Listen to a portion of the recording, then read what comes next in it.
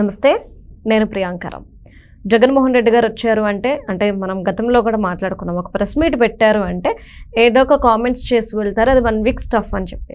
ఇప్పుడు జగన్మోహన్ రెడ్డి గారు కొన్ని కామెంట్స్ డైరెక్ట్గా ఏంటి, చంద్రబాబు నాయుడు గారు, లోకేష్ గారు, పవన్ కళ్యాణ్ గారి మీద చేసిన కామెంట్స్ ఏవైతే ఉన్నాయో ఈరోజు చర్చనీయాంశంగా మారాయి. ఎందుకు అంటే చంద్రబాబు నాయుడు గారికి ఒక స్పెషల్ ఫ్లైట్, దానికి తోడు హెలికాప్టర్. లోకేష్ గారికి స్పెషల్ ఫ్లైట్, హెలికాప్టర్. మళ్ళీ పవన్ కళ్యాణ్ గారికి స్పెషల్ ఫ్లైట్, హెలికాప్టర్. ప్రజాధనాన్ని వీళ్ళు ముగ్గురు ఇలా దుర్వినియోగం చేస్తున్నారు వారి జలసాలు విలాసాల కోసం.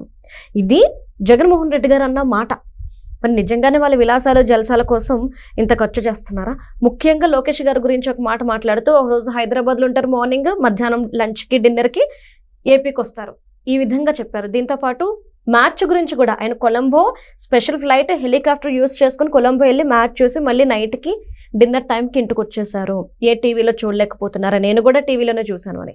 మరి తెలుసుకుందాం, నిజంగా వీళ్ళు ప్రజాధనాన్ని దుర్వినియోగం చేస్తున్నారో లేదో. దీని గురించి మనతో మాట్లాడడానికి సీనియర్ జర్నలిస్ట్ సిఎస్ రావు గారు ఉన్నారు, ఆయన అడిగి తెలుసుకుందాం.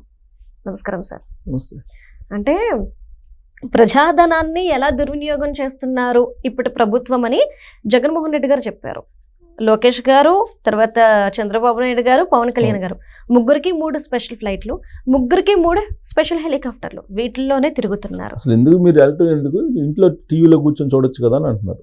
ఆయన కూడా టీవీలోనే చూసాడంట. నేను టీవీలో చూసాను, మీరు ఎందుకు కొలంబో వెళ్ళి గ్రౌండ్ లో చూడాల్సిన అవసరం ఏముంది అని. అంటే నేను టీవీలో చూసాను కాబట్టి మీరు కూడా చూడాలనా? కాదు, నాకేమర్థం ఏంటంటే అసెంబ్లీకి రావాల్సిన అవసరం ఏముంది, నేను టీవీలో అసెంబ్లీ చూస్తున్నాను కదా అని. బహుశా ఆయన ఆధ్వర్యంలో ఆ మీనింగ్ వచ్చేలాగా మాట్లాడారేమో. ఇప్పుడు ఆయన అసెంబ్లీకి రావట్లా, అసెంబ్లీకి రాకుండా ఆయన బెంగళూరులో ఉంటున్నారు. మంగళవారం మధ్యాహ్నానికి వస్తారు, బుధవారం మధ్యాహ్నం నుంచి బెంగళూరు వెళ్ళిపోతారు. అంటే ఒక 24 hours ఉంటారు ఆయన వారానికి ఇక్కడ ఆంధ్రప్రదేశ్లో. ఈయన జగన్మోహన్ రెడ్డి గారు విపక్ష నాయకుడు, ప్రతిపక్ష హోదా లేదు, ఇస్తేనే నేను అసెంబ్లీకి వస్తా అని అంటున్నాడు. సరే, అసెంబ్లీకి రావాల్సిన అవసరం లేదు, టీవీ పెట్టుకుని ఎక్కడి నుంచైనా చూస్తే సరిపోద్దని చెప్తున్నారుగా. ఇప్పుడు 2019 నుంచి 2024 వరకు ఆంధ్రప్రదేశ్ ప్రజలు ముఖ్యమంత్రిగా ఆయనకు పదవినిస్తే ఆయన తాడేపల్లిలో కట్టుకున్నటువంటి ఇంటిలో నుంచి బయటికి రాకుండానే పరిపాలన సాగించాడు. సో కాబట్టి ఇంట్లో నుంచి మాట్లాడినా కానీ ప్రజలు మీరు చూసుకోండి టీవీలో, నేను వచ్చినా అదే రాకపోయినా అదే అని చెప్పి అంటున్నారు. మరి సిద్ధం సభలు మేమంతా సిద్ధం, ఈ సినిమా ఈ ఎందుకు పెట్టాడు? టీవీలో నుంచి ప్రచారం చేసినట్టయితే సరిపోయిందిగా, అంతే కదా. ఎలక్షన్ ముందు సిద్ధం సభలు మేమంతా సిద్ధం అంటూ మొత్తం ఆంధ్రప్రదేశ్లో పెద్ద ఎత్తున బ్యానర్లు పెట్టేసి, ఇటు చూసిన 360 degrees యాంగిల్లో పోస్టర్లు పెట్టేసి, పెద్ద మీటింగ్లు పెట్టేసి, పెద్ద డయాస్ ఏర్పాటు చేసి, ఈ ధర నుంచి ఆ ధరకి క్యాట్ వాక్ లాగా చేసేసుకొని ప్రచారం చేశారు కదా. మరి ఎందుకు వెళ్ళారు క్షేత్రస్థాయిలోకి? టీవీలో చెప్పచ్చుగా అయినా, లేదంటే అదే డయాస్ టీవీలో ఏర్పాటు చేసుకుని ఇంట్లో ఇక్కడి నుంచి చెప్పొచ్చుగా. నేను టీవీలో చూశాను కాబట్టి నువ్వు కూడా టీవీలో చూడు, కొలంబో ఎందుకు వెళ్ళావు అంటాడు. టీవీలో చూసి సరిపోద్ది కదా అని. సో అసెంబ్లీ రోజు టీవీలో చూస్తున్నారు కాబట్టి వెళ్ళాల్సిన అవసరం లేదు అని చెప్పేటువంటి ప్రయత్నం ఏదైనా చేశారేమో ఆయన చేసినటువంటి వ్యాఖ్యలో అనిపిస్తుంది. సరే, ఇక హెలికాప్టర్ల గురించి, విమానాల గురించి మాట్లాడారు. ఈ హెలికాప్టర్ విమానాల గురించి నేను గతంలో చాలా సందర్భాల్లో నేను మాట్లాడాను.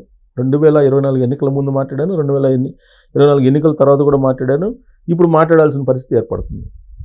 అసలు హెలికాప్టర్ని 2 కిలోమీటర్లు 3 కిలోమీటర్లకు కూడా వాడేటువంటి పద్ధతిని, అలాంటి దృశ్యాన్ని చూపించింది ఎవరు? జగన్మోహన్ రెడ్డి గారు. తాడేపల్లి నుంచి అమరావతిలో ఉండేటువంటి ఆ అమరావతి రాజధాని ఏరియాకి రావడానికి ఒక 3-4 కిలోమీటర్లు ఉంటుంది. అక్కడికి ఆయన హెలికాప్టర్ వేసుకుని వచ్చారు. తాడేపల్లి ఆయన హౌస్ ఇంటి దగ్గర నుంచి అక్కడ ల్యాండ్ ఉండే కోర్ క్యాపిటల్ ఉండేటువంటి ఏరియాకి హెలికాప్టర్లో వచ్చారు. పట్టుమని 3-4 కిలోమీటర్లు ఉండదు, హెలికాప్టర్లో వచ్చారు. ఎవరన్నా వస్తారా? 2-3 కిలోమీటర్లు హెలికాప్టర్లు ఎవరన్నా వస్తారా? తాడేపల్లి నుంచి తెనాలి 26 కిలోమీటర్లే ఉంటుంది, 30 కిలోమీటర్లు సరౌండ్ కొంచెం అటు ఇటు ఉండొచ్చు. అక్కడికి హెలికాప్టర్లు వెళ్ళారు. అది ల్యాండ్ అయ్యి మళ్ళీ టేక్ ఆఫ్ అయ్యి మళ్ళీ ల్యాండ్ అయ్యేదానికి టైం పడుతుంది. ఎంత టైం పడుతుందో ఆ టైంలో కార్లు వెళ్ళిపోవచ్చు. మరి ఎందుకు అన్నట్టు జగన్మోహన్ రెడ్డి గారు? ఇంకోటి చెప్తా, జగన్మోహన్ రెడ్డి గారు హెలికాప్టర్లో వెళ్ళేటప్పుడు కింద చెట్లు కొట్టించేవాళ్ళు. ఉమ్. ఆయన హెలికాప్టర్లో వెళ్ళేవాళ్ళు. సపోజ్ తాడేపల్లి నుంచి రాజమండ్రి వెళ్తున్నారు అనుకోండి, ఈ తాడేపల్లి నుంచి రాజమండ్రి వెళ్ళేటువంటి మార్గంలో కింద చెట్లు ఏవైతే ఉండే ఆ చెట్లన్నీ కొట్టేసేవాళ్ళు. అది మరి ఎందుకు కొట్టేసేవాళ్ళో తెలియదు. ఆయన చెప్తే కొట్టేశారా లేకపోతే అధికారులు చేసిన పైన తెలియదు. ఇంకా ఆయన ల్యాండ్ అయిన తర్వాత ఆయన అక్కడి నుంచి ఆయన ఏదైతే కార్యక్రమానికి వెళ్ళాలనుకుంటే అటు ఇటు మొత్తం ఇవి కట్టేవాళ్ళు, ఏది కనిపించుకున్నా అటు ఇటు డేరాలు కట్టేవాళ్ళు. ఆ డేరాల మధ్యలో నుంచి వెళ్ళేవాళ్ళు. మరి దీనికి ఏమంటారు? నేననేది జగన్మోహన్ రెడ్డి గారు వాడుతున్నారు కదా ప్రజాధనం. ఎవరైనా సరే చంద్రబాబు నాయుడు గారు వాడినా, లేకపోతే పవన్ కళ్యాణ్ గారు వాడినా, లేకపోతే లోకేష్ గారు వాడినా అది ప్రజాధనం. ఎప్పుడు ఉపయోగించుకోవాలో అప్పుడు ఉపయోగించుకోవాలి. అసలు ఉపయోగించుకోవడానికి లేదని చెప్పి మనం అంటలేదు. మారినటువంటి పరిస్థితుల దృష్ట్యా వాడుతున్నారు అందరూ. యాక్చువల్గా నాకు తెలిసినటువంటి నేను జర్నలిజం ప్రారంభించినప్పుడు ఎప్పుడో ఎమర్జెన్సీ అప్పుడే హెలికాప్టర్లు వాడేవాళ్ళు ముఖ్యమంత్రులు. మిగతా అంతా ట్రైన్లో వచ్చేవాళ్ళు ఫస్ట్ క్లాస్. ఇప్పుడు అసలు ఫస్ట్ క్లాస్ ట్రైనే వాడేవాళ్ళు లేరు పొలిటీషియన్స్. ఇవాళ మంత్రులు కూడా హెలికాప్టర్లు వెళ్ళిపోతున్నారు. సరే, మారుతున్న కాలానికి అనుగుణంగా వాడుతున్నారు అనుకుందాం. 2 కిలోమీటర్లకు 3 కిలోమీటర్లు కూడా హెలికాప్టర్ వాడతారా? మరి అదే జగన్మోహన్ రెడ్డి గారు ఇప్పుడు ఎందుకు వాడలేదు? ప్రత్యేక విమానాలు, ప్రత్యేక హెలికాప్టర్లు వాడుకోవచ్చుగా. టీవీ ఇంట్లో చూడాల్సిన అవసరం ఏముంది? కొలంబోకి ప్రత్యేక విమానంలో ఆయన కూడా వెళ్ళొచ్చుగా.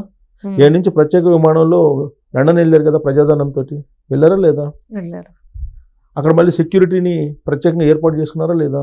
కొన్ని కోట్ల రూపాయలు ఖర్చు పెట్టారా లేదా? ఎలక్షన్ అయిపోయిన తర్వాత పోలింగ్ కను కౌంటింగ్ మధ్యలో మీరు లండన్ వెళ్ళారు కదా, ప్రత్యేక విమానంలో వెళ్ళారు కదా. ఆ ఖర్చు ఎవరు పెట్టారు? మీరు పెట్టారా? మీ సొంతం పెట్టారా? మరి ప్రజాధనం కదా. ఎట్లా లెక్కేసుకుంటూ పోతే జగన్మోహన్ రెడ్డి గారు ఉన్నా లేదంటే వీళ్ళున్నా కాకపోతే కొద్దిగా ఎక్కువ తక్కువ అంతే. ఇప్పుడు మన ప్రజాధనం అంటే ప్రజలకు సంబంధించిన సంపద కానీ లేదంటే ప్రజలకు సంబంధించిన ఆస్తులను కానీ వాటిని రక్షించడానికి వాళ్ళు ప్రజాసేవకులు వాళ్ళు. కానీ ఆ విధంగా విచ్చలవిడిగా వాడకూడదు ఎవరైనా సరే. సో జగన్మోహన్ రెడ్డి గారు ఇప్పుడు చెప్తున్నారు, మంచిదే, చెప్పాల్సిందే. కానీ చెప్పే ముందు ఆయన ఏం చేశాడు అనేది అందరికీ తెలుస్తుంది కదా ప్రజలకి. కానీ ఆయన ఏం చేశారు? 2019 దాకా ఎక్కడున్నారు? 2019 దాకా 2014 నుంచి 2019 వరకు ఎక్కడున్నారు? హైదరాబాద్లో లోటస్ పాండ్లో ఉన్నారు. ఆయన ఎప్పుడు వెళ్ళింది? ఆంధ్రప్రదేశ్కి ఎలక్షన్ ముందు వెళ్ళారు పాదయాత్ర. 2024లో ప్రజలు తిరస్కరించారు. తిరస్కరించిన తర్వాత మీరు ఎందుకు తాడేపల్లిలో లేకుండా మీరు బెంగళూరు ఎందుకు వెళ్ళినట్టు? మీరు బెంగళూరులో వెళ్లకుండా మీరు తాడేపల్లిలో ఉంటూ మీరు కనుక లోకేష్ గారిని ప్రశ్నించినట్టయితే మీరు హైదరాబాదు ఒకరోజు హైదరాబాదు ఒకరోజు ఉండవల్లిలో ఉంటున్నారని చెప్పి ప్రశ్నిస్తే అప్పుడు ప్రజలు వింటారు. అలాగే పవన్ కళ్యాణ్ని ప్రశ్నిస్తే ప్రజలు వింటారు. చంద్రబాబు నాయుడు గారిని ప్రశ్నిస్తే ప్రజలు వింటారు. అధికారం ఉంటేనేమో ఆంధ్రప్రదేశ్, అధికారం లేకపోతే హైదరాబాదు, బెంగళూరా? ఎవరికైనా నేననేది ఆంధ్రప్రదేశ్ అనేది ఒక రాష్ట్రం. అది ఆ రాష్ట్రాన్ని రాష్ట్రం కింద చూడలేదు. రాష్ట్రాన్ని రాష్ట్రం కింద చూసి ఆ రాష్ట్రంలో కంపెనీలు కనీసం నిన్నగా మనం ఉండవల్లి అరుణ్ కుమార్ గారు అన్నారు, మీరు ఇవన్నీ చెప్తున్నారు కదా, మీరు ఎందుకు భారతీయ సిమెంట్ని హైదరాబాద్ నుంచి హెడ్ క్వార్టర్స్ని మీరు ఎందుకు తీసుకురావట్లేదు ఆంధ్రప్రదేశ్కి అని అడిగారు. అలాగే హెరిటేజ్ని మీరు ఎందుకు తీసుకురావట్లేదు అని అడిగారు ఆయన. ఇప్పుడు అన్ని కంపెనీలు రమ్మంటున్నారు, బాగానే ఉంది, మరి మీరు ఎందుకు రావట్లేదు అని అడిగారు. మనం దాన్ని కాదనలేంగా.